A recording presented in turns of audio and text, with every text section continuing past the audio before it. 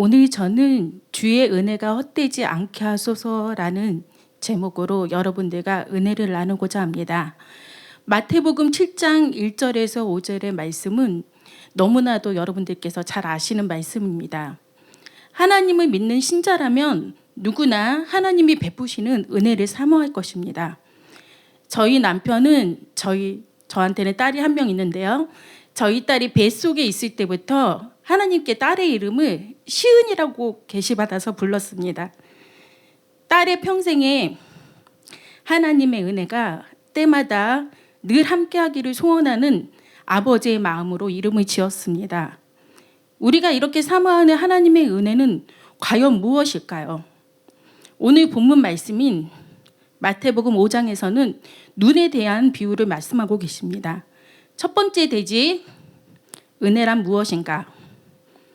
은혜는 내 꼬라지를 아는 것입니다.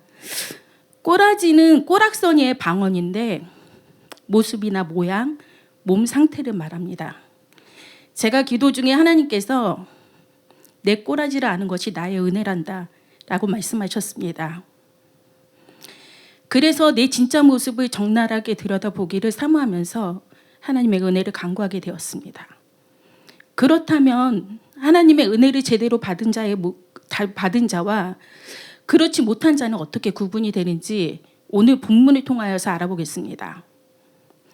오늘 본문 마태복음 5장 1절과 2절, 비판을 받지 아니하려거든 비판하지 말라.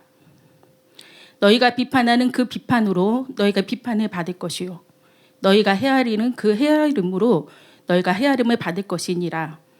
3절과 4절, 어찌하여 형제의 눈 속에 있는 티는 보고 내 눈 속에 들어있는 들보는 깨닫지 못하느냐. 보라, 내 눈 속에 들보가 있는데 어찌하여 형제에게 말하기를 나로 내 눈 속에 있는 티를 빼게 하라 하겠느냐 라고 예수님은 말씀하십니다. 1절과 2절은 2인칭 복수인 너희라는 단어가 사용되었지만 3절과 4절에서는 2인칭 단수인 너로 명시되어 있습니다. 이것은 2인칭 복수 화법으로 일반 원리를 제시하는 것에서부터 제자 개인의 실천적 적용으로 나아가고 있는 것을 보여주고 있습니다. 그리고 4절에 보라라는 단어는 신약 성경에서 200회나 사용되었습니다. 예수님이 말하는 내용에 주의하라고 명하는 단어입니다.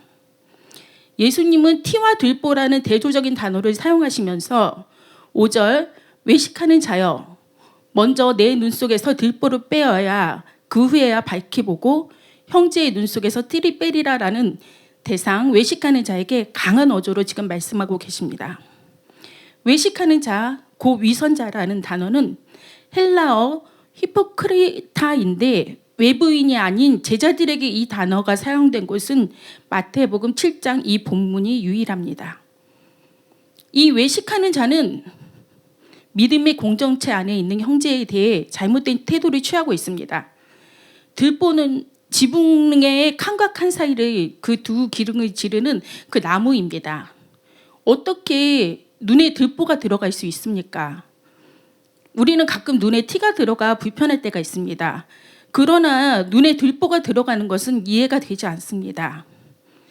티와 들보는 낯빛이 과장법인데 다른 사람에게 있는 작은 결점은 검열하듯이 쳐다보면서 자기 자신에게 있는 큰 결점에 대해서는 관대한 위선자들의 상태를 지적하고 경고하시는 예수님의 단호한 표현입니다. 외식하는 자는 열심히 있는 자들입니다. 그렇기에 남의 티를 빼주려는 것입니다. 그러나 그의 눈에는 지금 들보가 있습니다. 들보가 있는 눈은 제대로 볼 수가 없습니다. 세계에 있는 모든 위선자는 예루살렘에 있다라는 랍비의 말씀이 있습니다. 위선은 유대교에서 비난받았던 중요한 죄 가운데 하나였습니다. 특히 바리새인들은 자주 위선적인 처신을 하였으므로 책망을 받았습니다. 외식하는 자는 본문 1절에서 2절에서 볼 수 있듯이 형제들을 비판하고 헤아리고 있습니다. 그의 눈은 지금 심각하게 잘못되어 있습니다. 눈에 있는 들보 때문에 자신을 제대로 볼 수 없으며 이런 자는 하나님의 은혜를 받지 못한 자라고 말할 수 있습니다. 예수님은 그의 가르침과 행동을 통하여서 착각에 빠져 있는 사람들의 불행한 상태를 드러내고 그들의 눈을 열어서 그들의 진정한 모습을 볼 수 있기를 바라고 계십니다. 두 번째 대지, 은혜는 자신의 눈에 있는 들보를 빼내는 것입니다. 하나님은 우리에게 은혜 베푸시기를 원하십니다. 지금 우리 교회에 주어진 민수기 6장 24절에서 26절, 여호와는 내게 복을 주시고 너를 지키시기를 원하며 여호와는 그 얼굴을 내게 비추사 은혜 베푸시기를 원하며 여호와는 그 얼굴을 내게로 향하여 드사 평강 주시기를 원하노라라고 말씀하셨습니다. 본문에서 외식하는 자가 자신의 눈에서 들보를 빼내는 것은 하나님의 은혜로만 가능합니다. 하나님의 은혜가 부어져야만 자신의 참 모습을 들여다볼 수 있는 눈을 가지게 되며 자신의 눈 속에 있는 들보를 빼낼 수 있게 됩니다. 본문에서 예수님은 들보를 빼내어 주겠다 하지 않으시고 외식하는 자에게 들보를 빼어라 라고 명령하고 있습니다. 들보를 빼내는 것은 외식하는 자 본인이 해야 하는 일입니다. 들보를 빼내는 것은 진정한 회개입니다. 큰 죄인 된 죄인의 계수인 나를 하나님의 은혜 가운데 발견하고 그 은혜로 불가능하게 보이는 들보를 빼내는 작업을 하는 것입니다. 이것은 단번에 되지 않습니다. 그래서 항상 우리는 하나님의 은혜가 절대적으로 필요한 것입니다. 그렇다면 들보를 빼내었다고 해서 안심할 수 있습니까? 그렇지 않습니다. 들보를 빼내고 난 뒤에 우리도 모르게 우리의 눈에는 티가 들어올 수 있습니다. 티는 나무를 자를 때 발생하는 작은 먼지인데 본문에서는 재를 말하고 있습니다. 우리 눈 속에 들어온 티를 제때 제거하지 않으면 어느새 티는 들보가 되어 우리 눈에 크게 자리 잡게 되는 것입니다. 여러분도 눈에 티가 들어가 보신 적이 있으시죠? 어떻던가요? 굉장히 눈이 고통스럽죠. 눈에 보이지는 않지만 티가 눈에 들어가면 굉장히 고통스럽습니다. 아무리 작은 죄라도 우리를 고통스럽게 만듭니다. 눈을 뜰 수 없게 만듭니다. 죄는 이렇듯 우리의 눈을 제대로 뜨지 못하게 만듭니다. 눈먼 죄인이 되는 것입니다. 우리의 눈으로 그러면 우리는 무엇을 해야 합니까? 사랑하는 이를 바라보아야 합니다. 사랑하는 자들은 아무 말 없이 서로를 지그시 바라볼 때가 많습니다. 보고 싶다라는 것은 그 사람의 얼굴을 보고 싶다는 것입니다.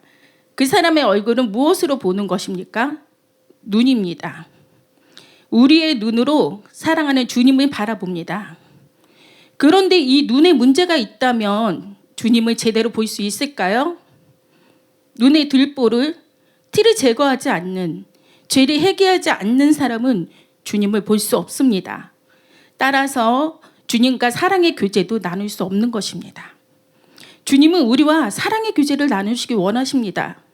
그렇게 은혜를 부어주시어 아름다운 주님의 눈을 바라보게 하십니다. 그리고 주님의 눈동자에 비추어진 주님의 신부로 아름답게 단장된 내 모습 또한 보기를 원하십니다. 세 번째 대지입니다. 은혜는 형제의 눈 속에 있는 티를 빼주는 것입니다. 형제의 눈 속에 있는 티를 빼줄 수 있는 자격을 가진 사람은 먼저 자신의 눈에 있는 들보를 빼낸 자입니다. 5절에 보면 맨 처음에 그 후에야 라는 그 뜻은 들보를 빼낸 후에야 라고 해석할 수 있습니다. 형제의 눈 속에 있는 티를 제거해 주려면 하나님의 은혜로 자신의 죄의 문제를 해결한 자가 된 후에야 가능하다는 것입니다. 그렇다고 막 아무렇게나 형제의 티를 빼줄 수 있는 것입니까? 아닙니다. 본문 5절은 밝히 보고라는 헬라어 동사 디아블레포에서 유래했으며 꿰뚫어 보다, 분명히 보다라는 뜻을 가지고 있습니다. 저는 우연히 옷 수선자들이 수선을 하는 그 모습을 본 적이 있습니다. 굉장히 밝은 조명 밑에서 섬세하게 조심스럽게 작업을 하고 있었습니다. 이렇듯 형제의 티를 빼주는 작업은 아주 조심스럽게 진행되어야 합니다. 비판과 헤아리는 눈이 아닌 주님의 은혜의 밝은 빛 아래에서 무례하게 하지 않게 사랑하는 마음의 눈으로 해야 되는 것입니다. 다른 사람들에 대한 모든 태도와 행동에서 우리는 가혹한 검열관과 정죄하는 재판관의 자세를 취하면 안 됩니다.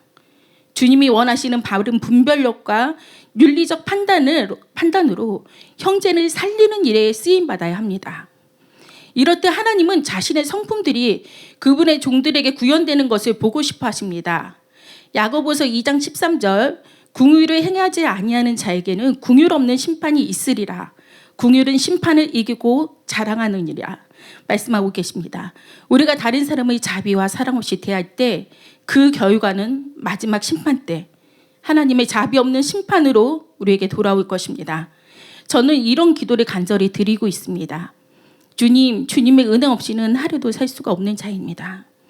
주님, 주님의 은혜로 제 꼬라지를 알게 하시고 제 자신의 실체를 보게 하여 주시옵소서. 주님 앞에나 사람들 앞에 가면을 쓰고 살고 있는 제 자신을 보기 원합니다. 위선적이며 가식적인 모습이 진짜인 줄 알고 속고 있는 저에게 주님의 은혜를 부어주시옵소서. 그래서 제 눈에 있는 들보를 빼내주시고 주님의 눈으로 나 자신을 보며 형제들도 볼 수 있는 그런 자, 주님의 은혜를 헛되이 받지 않는 자가 되게 하여 주시옵소서. 제 인생의 마지막 날 주님 앞에 서게 되는 그날 가장 아름다운 눈으로 주님을 보게 하여 주시옵소서. 저는 마지막으로 장로였던 박목의 시인의 개안이라는 시를 여러분께 읽어드리고 말씀을 마치겠습니다.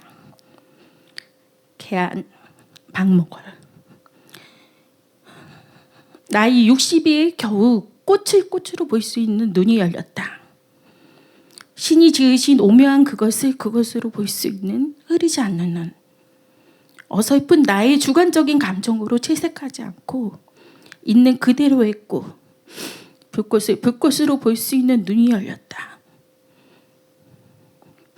세상은 너무나 아름답고 충만하고 풍부하다. 신이 지으신 있는 그것을 그대로 볼 수 있는 지복한 눈. 이제 내가 무엇을 노래하랴. 신의 옆자리로 살며시 다가가 아름답습니다 감탄할 뿐. 마치겠습니다.